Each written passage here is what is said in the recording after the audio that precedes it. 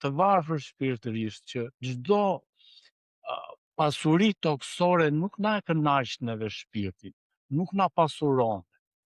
Por çfarë bën në momentin që neve jemi të varfër plotësisht, shpirtërisht, e kërkojmë vargu 4 na thot luma ata që vajtojnë, sepse ata do të ngushëllohen. Kur neve jemi varfëruar shpirtërisht, edhe e kërkojmë Zotin me ngulm, me ngashërim, ne kur përballemi me fëmijët e vegjël kanë diçka interesante kur kërkojnë diçka.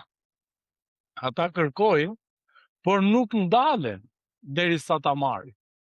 Nuk ndalen derisa ta marrin dhe madje fillojnë edhe qajnë me ngashëri, edhe nuk ka asnjë lloj mënyre që ti ndalosh të qarat atyre, kërkesën e tyre vetëm mjafton që ti plotësosh butësinë.